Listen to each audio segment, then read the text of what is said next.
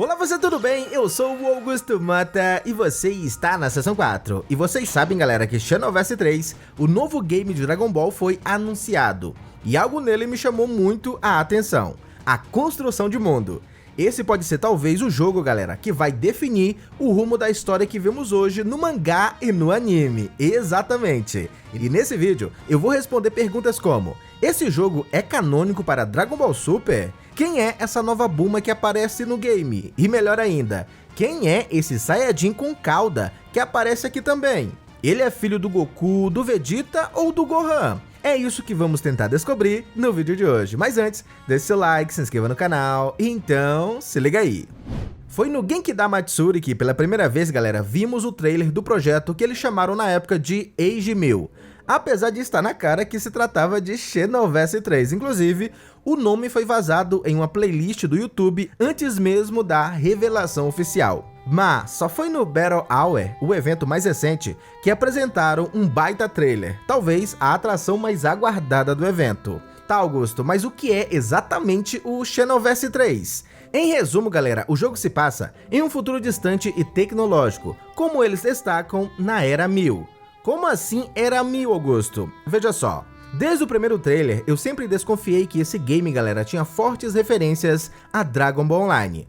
Pra quem não sabe, Dragon Ball Online foi um jogo criado em 2010 que não é tão conhecido ou divulgado porque seu lançamento ocorreu apenas na Coreia do Sul e no Japão. E olha só o detalhe, o game também se passa na Era 1000, assim como o Xenoverse 3. E ambos tiveram, galera, a participação do Akira Toriyama, tanto na construção do mundo, quanto também no design de personagens. Não à toa, esse novo personagem de Xenoverse, Brett, tem fortes inspirações no protagonista de Dragon Ball Online, reparou? Pois bem. Ao que tudo indica, Akira Toriyama aproveitou essa história e construção de mundo vista no online e expandiu em Xenoverse 3. E por que eu acho isso? Justamente pela similaridade dos dois projetos e também porque o Akira, galera, sempre reaproveitou histórias e personagens de trabalhos antigos em seus novos projetos. E se hoje a franquia Xenoverse existe, é por causa de Dragon Ball Online. Então, tudo o que vemos hoje relacionado aos games de Dragon Ball que envolvem viagens no tempo, mundo futurista, com várias raças, sistema de criação de personagens, what ifs, galera, tudo isso foi tirado de Dragon Ball Online.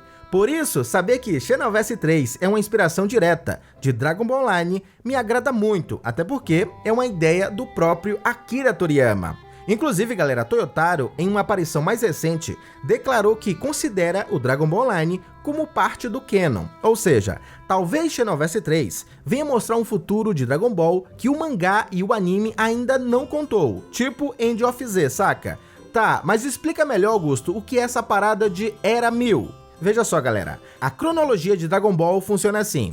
Começa desde tempos imemoriais do ano 0, com a criação dos universos por Majin Rimos, e vai até o ano 784, período que acontece o 28º torneio, aquele que o Goku e o Ubi vão treinar. Se a gente incluir o GT, vai até o ano 889, quando Goku e Vegeta Jr.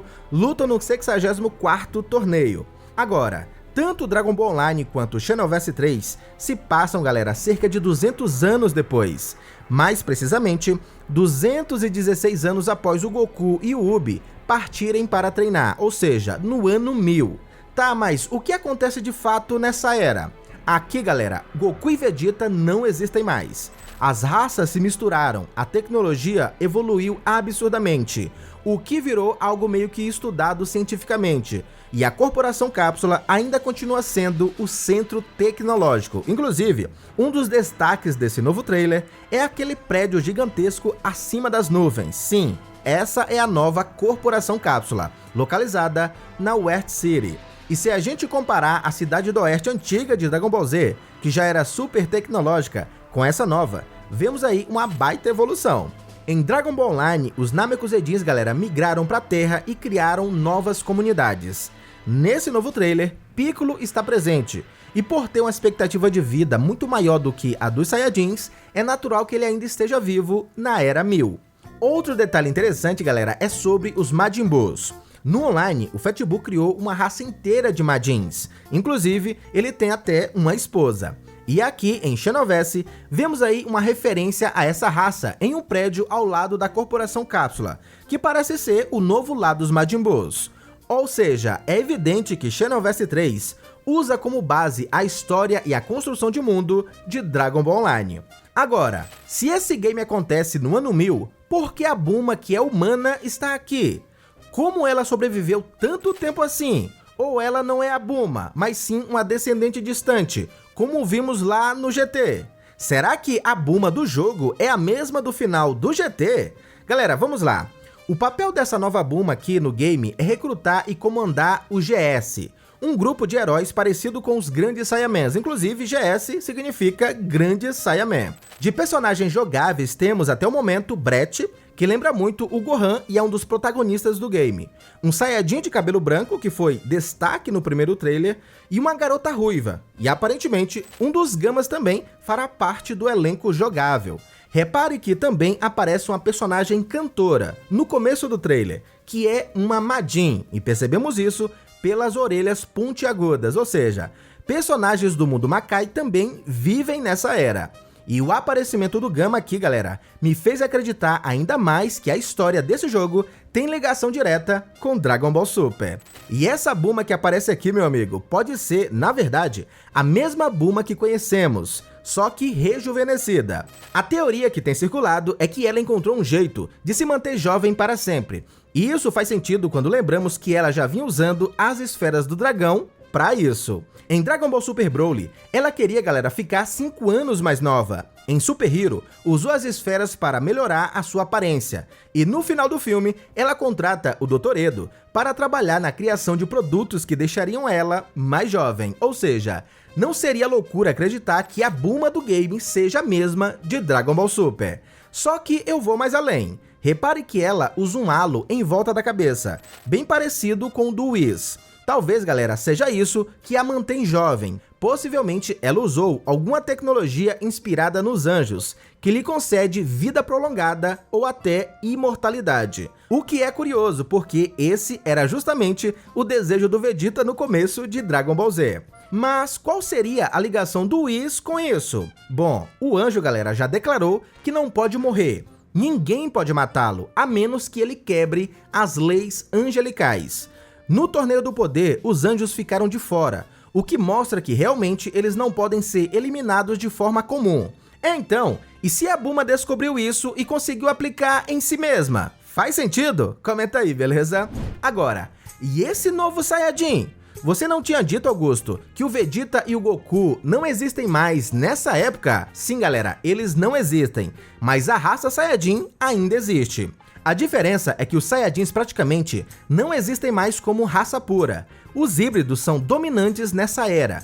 Por isso vemos esse tipo de Saiyajin com aparência mais humana. Só que esse especificamente é diferente. Veja que ele traz traços que indicam uma recuperação das características dos Saiyajins originais, como a presença da cauda e a ausência de sobrancelhas, o que dá um ar mais agressivo ao personagem e que também é semelhante ao Super Saiyajin nível 3. Isso pode indicar que, em meio a tantos híbridos, existe uma comunidade de Saiyajins que preserva características mais puras. Agora, esse Saiyajin meio roqueiro é descendente de quem? É filho do Goku, é filho do Vegeta, é filho do Gohan ou quem sabe do Broly? Galera, veja só.